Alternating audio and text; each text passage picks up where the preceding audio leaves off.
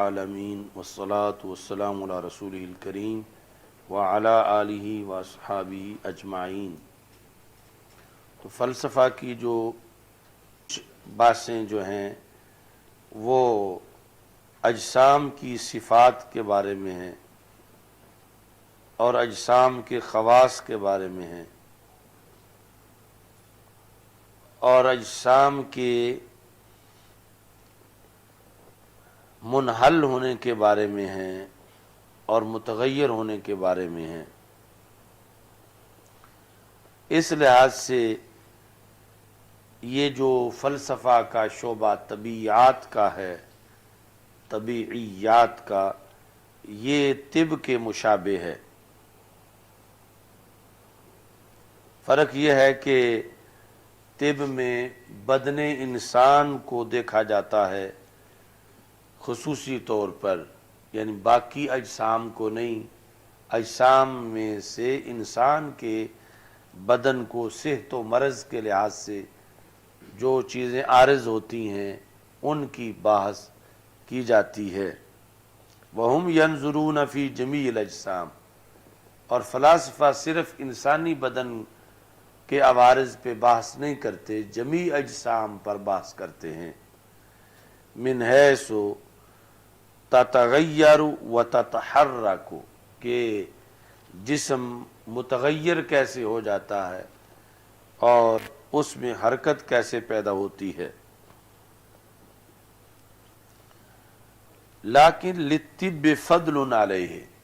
طب کی اس فلسفے کی اس چوتھی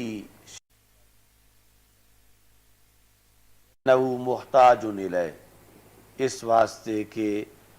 انسانی زندگی کے لحاظ سے اس کی زیادہ ضرورت ہے۔ وَأَمَّا عُلُومٌ فِي الطَّبِیعِیَّاتِ فَلَا حَاجَةَ إِلَیْہَا، اور جو فلسفے کے یہ علوم ہیں ان کی اس جیسی حاجت نہیں ہے۔ اوپر متن میں ہے کہ وہ علوم جن کا پڑھنا حرام ہے، وَهُوَ علم الفلسفہ، یعنی حرام جو علوم ہیں جن کا پڑھنا حرام ہے ان میں سے ایک علم فلسفہ ہے اور دوسرا علم شعبذہ ہے اور تیسرا علم نجوم ہے۔ تو فلسفہ کے لحاظ سے یہ پہلے ذکر آیا۔ تو ہمارے درس نظامی میں بھی فلسفہ کی کتابیں شامل ہیں، ہدایت الحکمت سے لے کر عدیہ سعیدیہ، میبزی، صدرہ، یہ سب فلسفہ ہے۔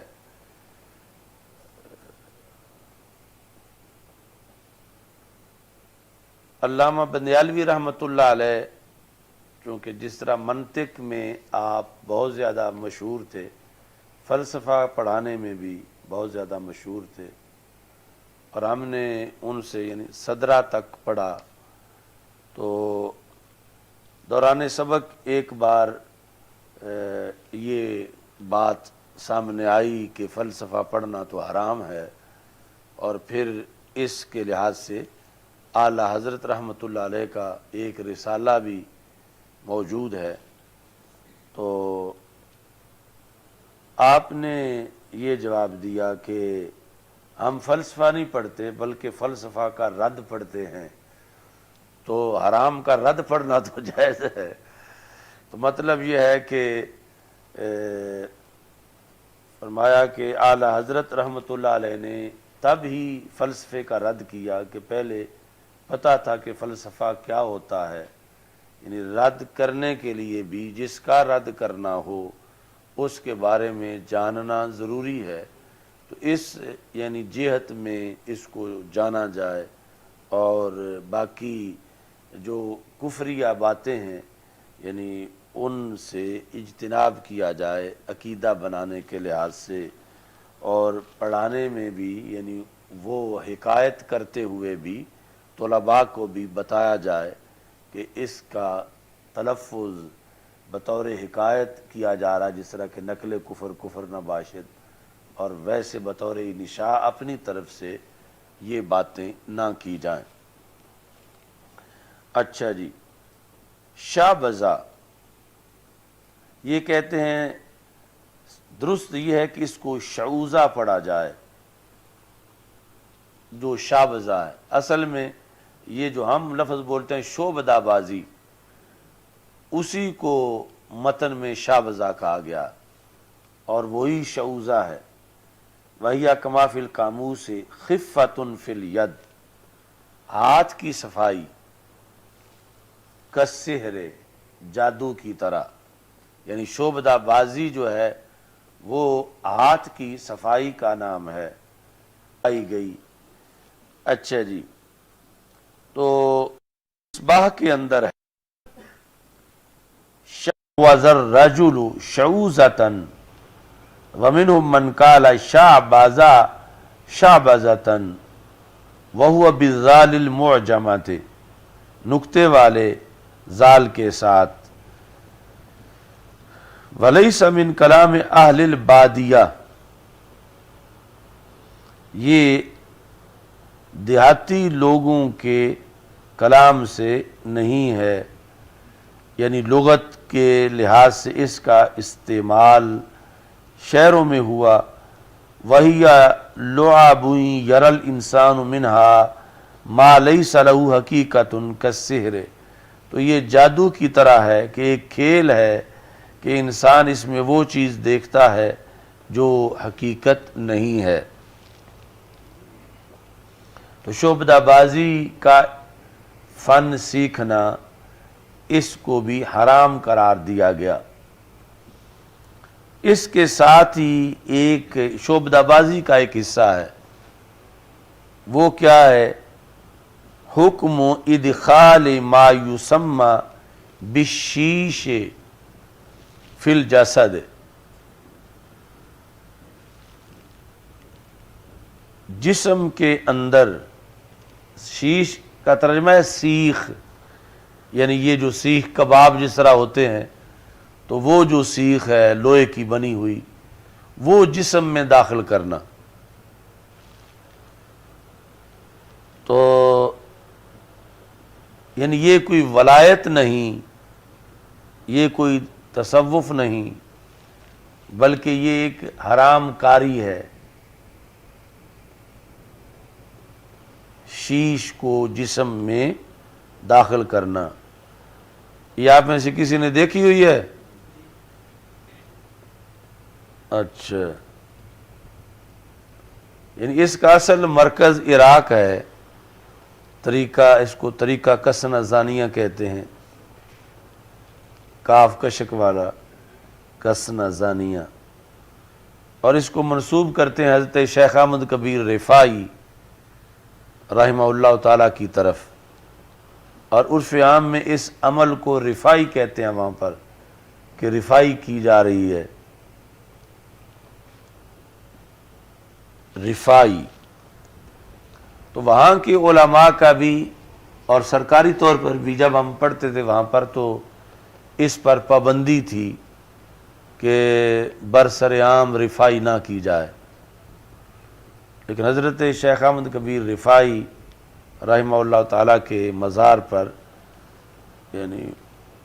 بہت سے لوگ بطور خاص عرس کے موقع پر ٹولیوں کی شکل میں بیٹھ کے رفاعی کرتے نظر آتے ہیں، اور عام بندہ جو ہے وہ پھر بہت زیادہ متاثر بھی ہوتا ہے، اور عام بندہ دیکھ کے بے ہوش بھی ہو جاتا ہے، اور وہ اس کی خلافت دینے کے لیے بھی بڑے مشتاق ہوتے ہیں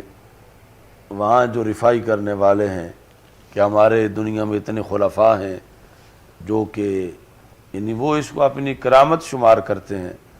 لیکن فقہی طور پر اس علم کو حرام کا علم قرار دیا گیا ہے۔ تو وہ صرف شیش ہی داخل نہیں کرتے، بلکہ چھرے، تلواریں، یہ ساری چیزیں جو ہیں وہ استعمال کرتے ہیں، اور یہ نیچے سے لگا کے اوپر نکال دیتے ہیں، ادھر سے لگا کے دوسری طرف، یعنی لگانے کے وہ سامنے لگاتے ہیں، یہ نہیں کہ کوئی ٹوٹی ہوئی آدھی ادھر چمٹا دیں آدھی ادھر، بلکہ وہ دبا کے سامنے داخل کرتے ہیں، اور ایسے ہی پھر لٹا کے پیٹ پر بھی تلوار مارتے ہیں۔ تو اس طرح کے وہ پھر وہ ساتھ اپنا کر رہے ہوتے ہیں ذکر، اور ساتھ دف بجا رہے ہوتے ہیں، اور جن کو وہ لگا ہوا ہوتا ہے وہ پھر درمیان میں وجد کر رہے ہوتے ہیں۔ اچھا جی، تو شیش داخل کرنا سیخ۔ افت العلامہ ابن حجر، علامہ ابن حجر رحمہ اللہ تعالی نے، یہ ابن حجر مکی ہیں، انہوں نے فتویٰ دیا، فتاوی حدیثیہ کے اندر ہے، فی اہل الحلا کے، جو حلقے بنا کے بیٹھتے ہیں، فی الطرقات، رستوں میں، یعنی بظاہر لوگوں کو اپنی کرامت دکھانے کے لیے، بلا تشبیہ، جس طرح کہ وہ کچھ مداری چوکوں میں لگا لیتے ہیں، تو یہ اپنے حلقے بناتے ہیں رستوں میں، لہم اشیاء غریبہ، تو ان سے ان کے غریب، عجیب و غریب کام ہوتے ہیں۔ کیسے؟ کقط رأس انسان، کہ کسی انسان کا سر کاٹ دینا، وإعادتہ، اور پھر اس کے بدن سے لگا دینا،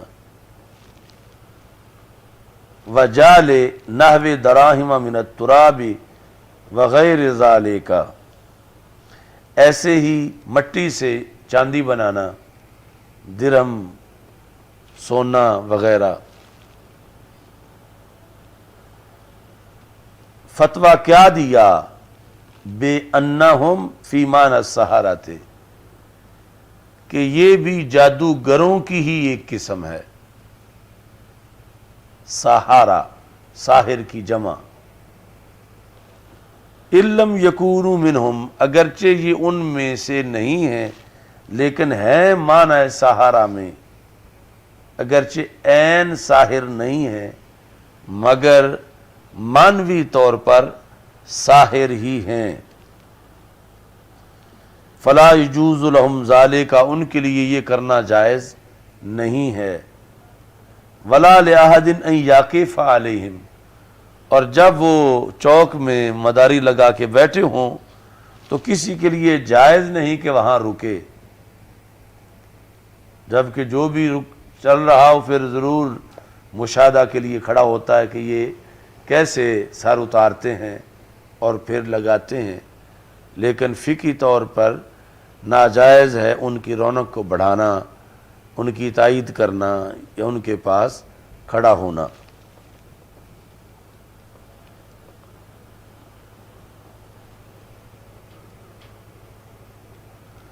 لیکن یعنی عوام جو کل انعام ہیں ان کے لحاظ سے تو یہ بہت بڑی ولایت ہے کہ آنکھوں کے سامنے یہ سب کچھ کر کے دکھانا۔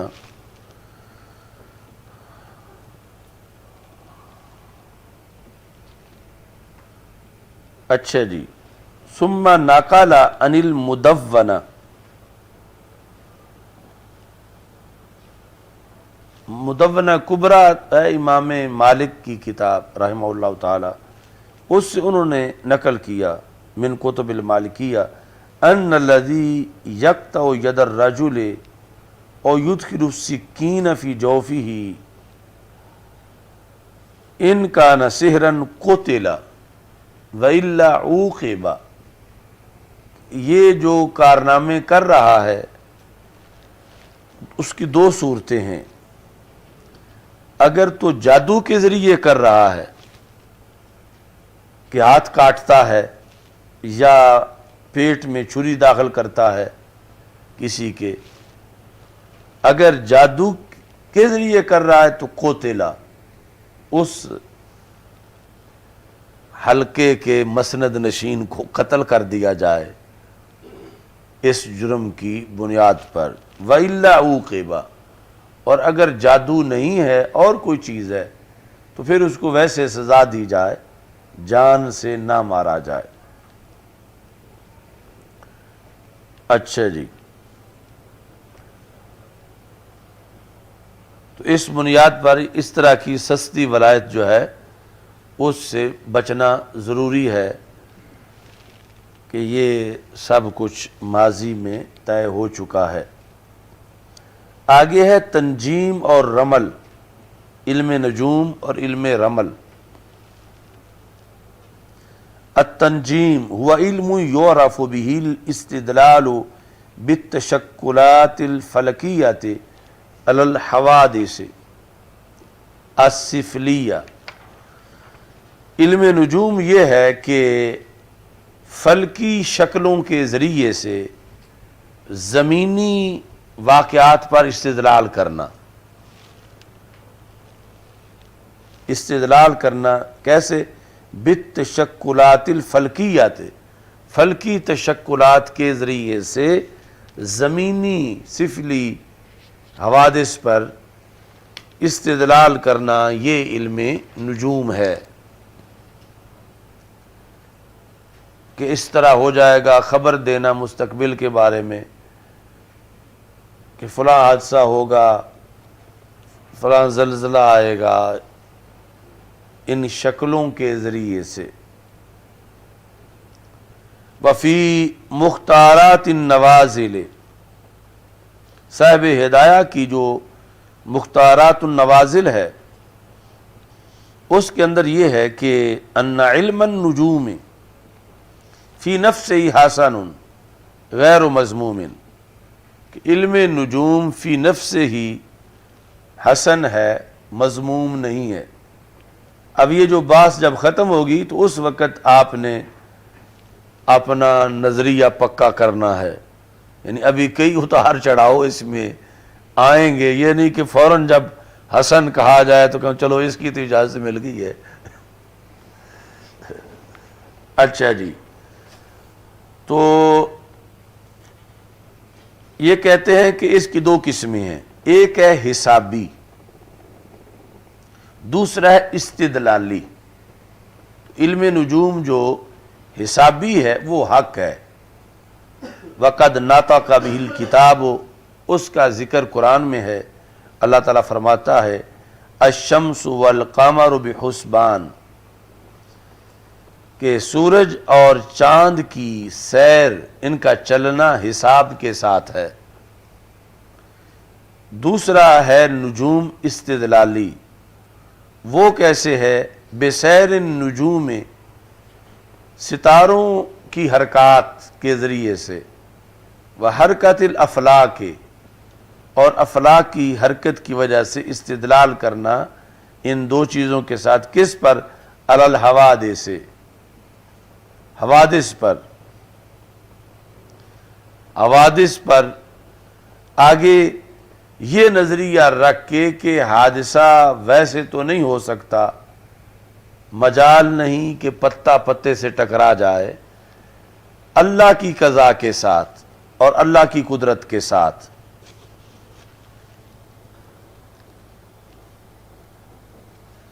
اور یہ کہ اللہ نہ چاہے تو ایسا نہیں ہوگا، یعنی قطعی نہیں ہے کہ زلزلہ آ جائے، خبر دینے میں اس کا یہ یقین ہے۔ تو یہ کہتے ہیں فَهُوَ جائز، یہ جائز ہے، کاستدلال الطبیب بالنبض من الصحت والمرض، جس طرح کہ طبیب نبض دیکھ کر صحت اور مرض کی خبر دیتا ہے، تو پھر یہ جائز ہے۔ لیکن شرط یہ ہے کہ اعتقاد یہ ہو کہ اللہ چاہے گا تو ہوگا، ورنہ اپنے طور پر کائنات میں جو ظاہری اسباب نظر آ رہے ہیں یہ موجب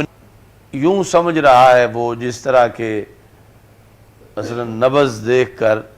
طبیب بتاتا ہے، تو اس میں کوئی علم غیب کا دعویٰ نہیں ہوتا،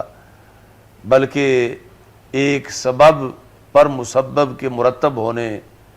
کی خبر ہوتی ہے۔ پچھلی سیٹوں میں کسی کو نیند بھی آ رہی ہے، جس کو آتی ہے وہ پھر دیکھتا دوسرے کو ہے۔ اچھا جی،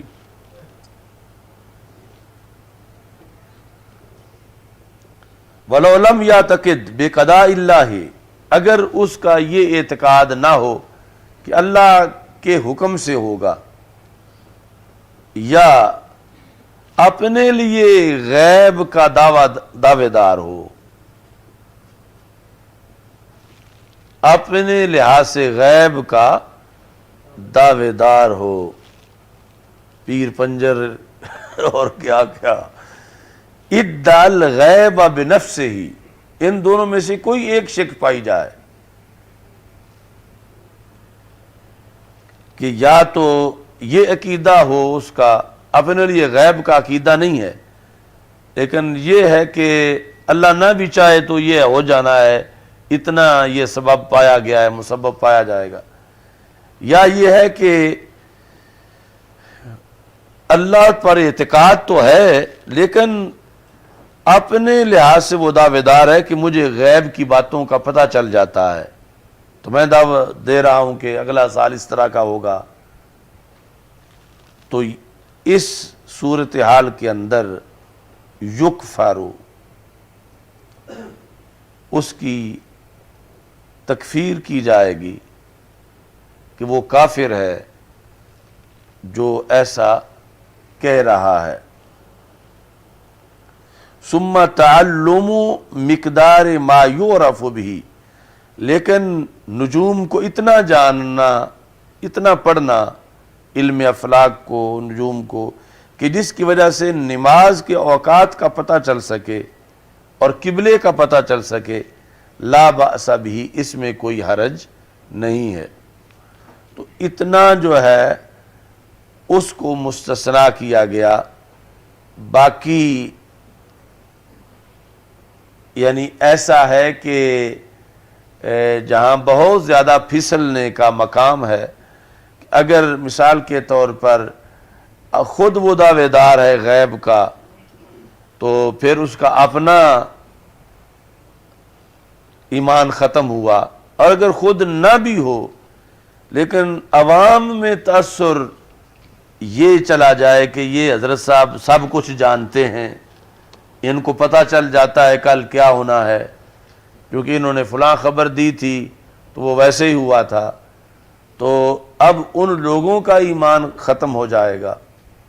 جو اس کے بارے میں یہ یقین رکھتے ہیں کہ یہ غیب جانتا ہے۔ اس واسطے یہ سارا دھندا بہت خطرناک ہے۔ وَأَفَادَ، صاحب ہدایہ نے یہ کہا کہ ان تعلم الزائد فی الفصول، فصول علامی کے اندر یہ وضاحت کیا مصنف نے کہ یہ زائد پڑھنا حرام ہے۔ وَهُوَ ما مشا علیہ الشارع، اور اسی کے مطابق پھر اوپر متن میں جو آیا ہے وہ اسی لیے انہوں نے حرام میں شمار کیا ہے جو فصول علامی کے اندر ذکر کیا گیا ہے۔ وَالظَّاهِرُ أَنَّ الْمُرَادَ بِالْقِسْمُ الثَّانِي دُونَ الْأَوَّلِ، کہ مراد یہ استدلالی ہے جو قسم ثانی ہے نجوم کا، پہلی قسم حرام نہیں ہے۔ اسی وجہ سے احیاء العلوم کے اندر امام غزالی رحمہ اللہ تعالیٰ نے یہ کہا ہے ان علم النجوم فی نفسی غیر مذموم لذاتہ، یہ فی نفسہ ہی مذموم نہیں ہے، اذ ہوا قسمان ہے۔ ثم قال ولکنہ مذموم فی الشرع، لیکن شریعت میں مذموم ہے۔ اور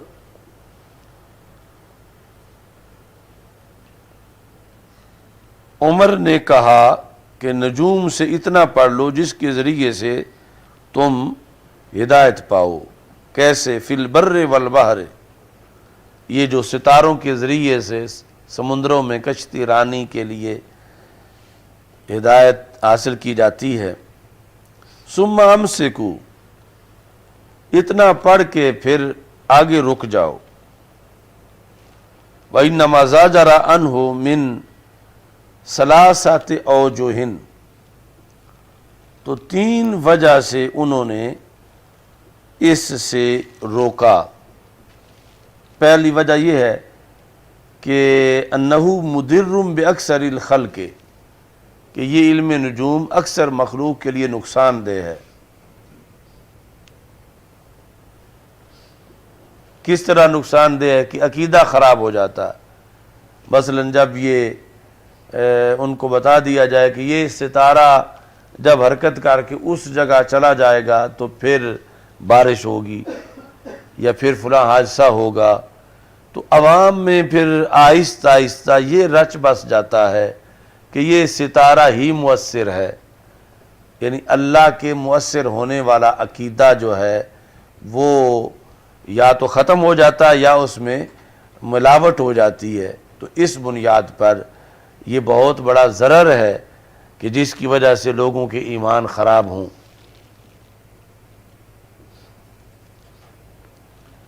واقع فی نفوسہم انہا المؤثرات وثانیہا ان احکام النجوم تخمین محض، کہ نجوم محض ایک تخمین ہے، علم نجوم سے جو نتیجہ نکلے۔ وَلَقَدْ كَانَ مُعْجِزَةً لِإِدْرِيسَ علیہ السلام، یہ حضرت ادریس علیہ السلام کا ایک معجزہ تھا بقول اس کے جو حکایات میں آیا۔ وَقَدْ اندرس، اور یہ مٹ چکا ہے، یعنی اصل جو علم نجوم تھا وہ ایک معجزہ تھا اور اس کے نشانات بھی ختم ہو چکے ہیں۔ تو یہ جو اب نجومیوں کے پاس ہے، یعنی اب سے مراد جب یہ لکھ رہے تھے امام شامی تو یہ تھا کہ یہ محض ظن و تخمین ہے، یہ کوئی الہامی علم نہیں ہے یا قطعی علم نہیں ہے۔ تیسری وجہ سے جو اس سے روکا گیا وہ یہ ہے کہ انہ لا فائدہ فیہ، کہ اس میں کوئی فائدہ نہیں ہے۔ مثلا یہ فائدہ کہ فلاں دن زلزلہ آئے گا، یہ اس کا فائدہ سمجھا جا رہا ہے کہ اچھا ہے، خبر دے دی گئی ہے، یا فلاں دن جو ہے وہ سورج گرن لگے گا، فلاں دن بادل برسیں گے۔ تو کہتے ہیں کہ فَإِنَّمَا قُدِّرَ كَائِنٌ، جو رب کی طرف سے تقدیر میں اس نے تو ہو کے ہی رہنا ہے۔ وَالْاِحْتِرَازُ مِنْهُ غَيْرُ مُمْكِنٍ، کوئی نجومی اس سے بچا نہیں سکتا کہ فلاں جگہ ایسا ہو جانا ہے لہذا ادھر کوئی نہ جائے، مر جاؤ گے۔ تو جس نے مرنا ہے اس نے مر کے ہی رہنا ہے، تو اس میں کسی طرح کا کوئی ایسا نہیں ہو سکتا کہ کوئی تقدیر کو روک سکے۔ اس لیے 3 وجوہات کی بنیاد پر علم نجوم سے روکا گیا کہ یہ بالآخر تقدیر سے اس کا ٹکراؤ ہے اور توحید سے اس کا ٹکراؤ ہے، اور اللہ کے علاوہ کسی کو مؤثر ماننے سے پھر ایمان کا خاتمہ ہو جاتا ہے۔ اچھا جی، آگے ہے علم رمل۔ ہوا علم بدروب اشکال من الخطوط، یہ علم ہے کہ خطوط سے کئی شکلیں بنانا، والنقط، اور نقطوں سے، معلوم قواعد کے ساتھ۔ اچھا جی، اور وہ قواعد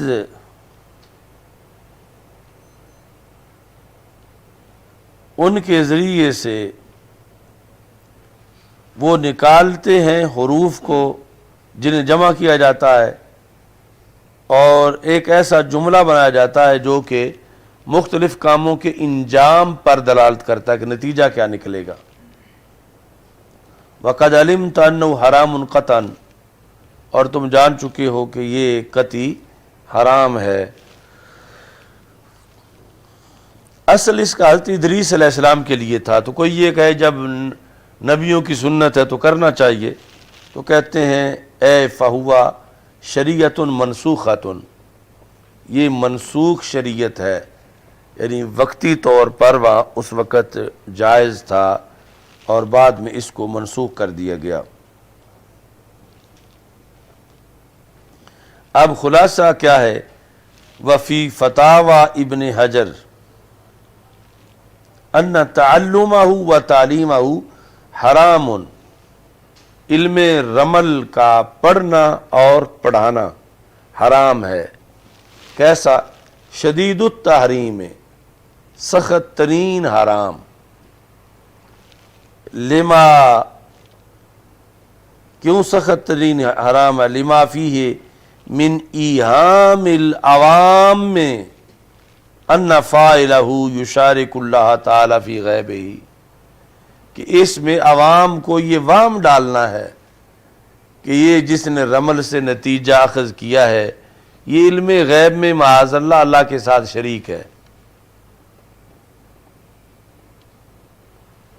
اور یہ یعنی کس حد تک عوام میں لاکھوں لوگوں کے عقیدے خراب ہیں،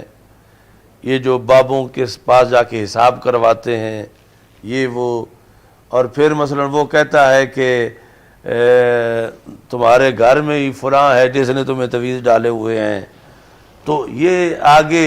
لڑائی شروع کر دیتے ہیں، آ کے قتل تک مسئلہ چلا جاتا ہے۔ تو مطلب یہ ہے کہ پہلے یقین ان کو ہو جاتا تب ہی یہ سب کچھ کرتے ہیں، اور یقین ہو جانے پر ایمان تو ختم ہو جاتا ہے، اور آگے جو لڑائیاں ہوتی ہیں وہ علیحدہ جھگڑے، حرام کام۔ اور یہ یعنی گلی گلی میں ایسے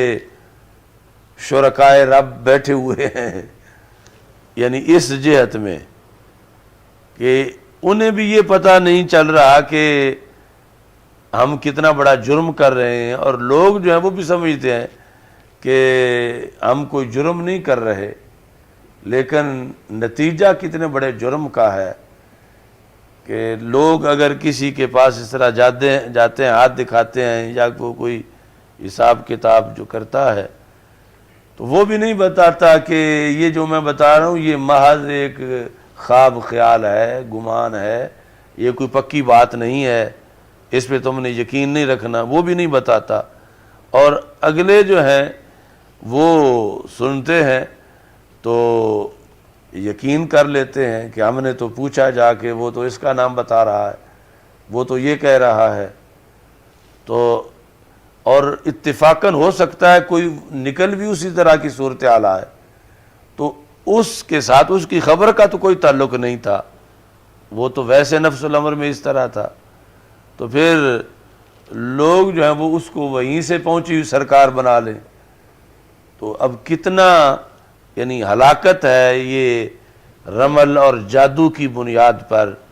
معاشرے کے اندر۔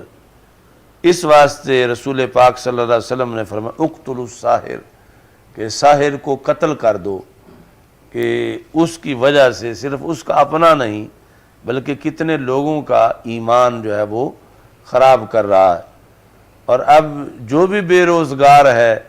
وہ یہ دکاندار بن کے بیٹھا ہوا ہے، اور اس نے آگے اپنا سلسلہ جو ہے وہ جاری کر رکھا ہے، وہ سمجھتا ہے کہ یہ آسان طریقہ ہے روزی کا، جبکہ اس سے تو وہ 20 گھنٹے اینٹیں اٹھا لے وہ آسان ہے قیامت کے دن کے لحاظ سے، کہ اس پر مواخذہ تو نہیں ہوگا بلکہ اجر ملے گا کسب حلال کی محنت کا، اور اس پر ایمان ہی سلب ہو جائے گا۔ اچھا جی، پھر حدیث میں آگے آ رہا ہے کہ وہ جو اس طرح کہتا ہے میرا ہاتھ دیکھو مجھے بتاؤ، کہ 40 دن تک اس کی نماز قبول نہیں ہوگی،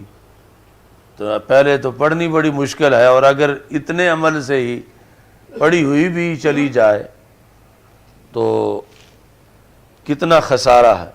ایسے سارے بابوں کے پاس جا کے انہیں ان کی مجلس میں تبلیغ کرنی چاہیے، اگرچہ آپ کو مار ہی پڑ جائے وہاں پر بابے کے مستنڈے جو ہے وہ کہ جا ڈٹھی تو بابی بن کے آ گیا ہے لیکن یعنی یہ خسارہ بہت ہے اس بنیاد پر معاشرے کے اندر جو لا دینیت پھیلی ہوئی ہے۔ اچھا جی،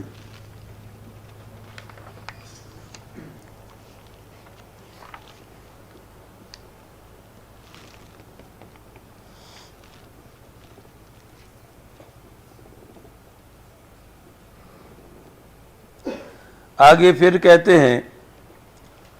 اوپر آیا ہے وَعُلُومِ التَّبَاعِيِّينَ، علم طبیعی، علم یبحث فیہ عن احوال الجسم المحسوس من حیث ہوا معرض للتغیر فی الاحوال والثبات فیہا، کہ فزکس کے ساتھ ملتا جلتا ہے کہ یہ وہ علم ہے جس میں جسم کے احوال سے بحث ہوتی ہے، وہ جسم جو محسوس ہے حواس خمسہ سے، کس لحاظ سے بحث جسم کی ہوتی ہے کہ وہ جسم متغیر ہو رہا ہے اور تغیر برقرار رہتا ہے یا تغیر ختم ہو جاتا ہے، اس لحاظ سے اس میں بحث ہوتی ہے۔ تو ابن حجر فتاوی ابن حجر میں ہے اس میں جو فلاسفہ کے طریقے پر ہو وہ حرام ہے، لِأَنَّهُ يُؤَدِّي إِلَى مفاسد، یہ مفاسد کی طرف پہنچاتا ہے، کاعتقاد قدم العالم، جس طرح کہ عالم کو قدیم کہنا معاذ اللہ، وَحُرْمَتُهُ مُشَابِهَةٌ لِحُرْمِ التَّنْجِيمِ، اس کی حرمت علم نجوم کی حرمت کے مشابہ ہے، من حیث افداء کل الی المفسدات، کہ ان میں سے ہر ایک چیز جو ہے یعنی خواہ علم نجوم ہو یا یہ جو فلسفہ کا ہے مخصوص حصہ، یہ سارے کے سارے جو ہیں اعتقادی بگاڑ کی طرف لے جاتے ہیں، اس واسطے ان سے بچنا لازم ہے۔ یہ میرا ایک رسالہ جادو کی مذمت کے بارے میں موجود ہے، تو کم از کم ایک جمعہ آپ اس کو پڑھ کے پڑھائیں، یعنی اس میں احادیث لکھی ہوئی ہیں کہ یہ کتنا بڑا جہنم کا دروازہ کھلا ہوا ہے معاشرہ کے اندر، اور پھر یہ امتیاز بہت مشکل ہے۔ لوگ تو کہتے ہیں 2 نمبر پیر یا ڈبہ پیر یا یہ وہ، کہ جن کو ہم 1 نمبر کہتے ہیں وہ کس بنیاد پہ کر رہے ہیں، ان کے پاس کیا سورسز ہیں عرش سے رابطے کے، یا ان کے پاس کیا سورسز ہیں خبر دینے کے، یعنی یہ درمیان میں حد معلوم کرنا کہ نوری علم کون سا ہے اور ناری کون سا ہے، یہ بہت مشکل ہو گیا۔ یعنی یہ ضروری نہیں کہ وہ جو کافرانہ لفظ ہیں یا شیطانوں کے نام ان کے ذریعے تعویذ کیے جائیں تو پھر ہی حرام ہو، یعنی جب کوئی بھی ایسے تاثرات دیے جائیں اپنے ذات کے لحاظ سے غیب جاننے کے، یا چیلے آگے لوگوں میں مشہور کریں، اور لوگوں کے عقیدے میں جب کسی کے لحاظ سے یہ چیز آ رہی ہے کہ انہیں پتہ چل جاتا ہے غیب کا، تو اس سے پھر ایمان جو ہے وہ خراب ہوتے ہیں۔ اور یہ جو آپ تمہید ایمان پڑھیں اس کے اندر اعلیٰ حضرت رحمۃ اللہ علیہ نے اس پر بحث کی ہے کہ فلاں غیب جانتا ہے، اس کے اندر کتنے احتمال ہیں اور کس بنیاد پر جا کر ایمانی احتمال نکلتا ہے، باقی سب کفر کے ہیں۔ یعنی اس میں یہ واضح طور پر لکھا ہے کہ کسی ولی کی کرامت یا اس میں بھی یہ عقیدہ رکھنا چاہیے کہ وہ رسول اکرم صلی اللہ علیہ وسلم کے ذریعے کے ساتھ انہیں ایک روشنی ملتی ہے، یعنی سرکار کی وساطت کے بغیر ڈائریکٹ کسی ولی کا جاننا بھی، اس پر بھی فتویٰ لگایا گیا ہے۔ یعنی ولایت یقیناً اس میں اخبار ہوتی ہیں، کرامتیں سچی ہوتی ہیں، کرامتیں برحق ہوتی ہیں، اس میں ایسی اخبار بھی آ سکتی ہیں، مگر وہ نبوت کے تابع ہو کر رسول اکرم صلی اللہ علیہ وسلم کے ذریعے سے اگر مانا جائے تو پھر گنجائش نکلتی ہے اس کو ماننے کی۔ اور اس کے علاوہ جو ہے وہ بہت سے تفصیلی پہلو اس میں اعلیٰ حضرت رحمۃ اللہ علیہ نے لکھے ہیں، اور وہ ضرور مطالعہ کر کے ذہن میں رکھنا چاہیے کہ کس جہت میں ایمان سلامت رہتا ہے اور کون سی وہ جہتیں ہیں کہ وہ اگر عوام میں ان کا تاثر دیا جائے یا اپنے دعوے میں کوئی رکھے تو اس سے معاذ اللہ اتنی بڑی خرابی لازم آتی ہے۔ الحمدللہ رب العالمین والعاقبۃ للمتقین والصلاة والسلام علی رسول الکریم۔ استغفر اللہ، لا الہ الا اللہ وحدہ لا شریک لہ، لہ الملک ولہ الحمد وہو علی کل شیء قدیر۔ اللہم انا نعوذ بک من زوال نعمتک وتحول عافیتک وفجاءت نقمتک وجمیع سخطک۔ صلی اللہ تعالی علی حبیبی سیدنا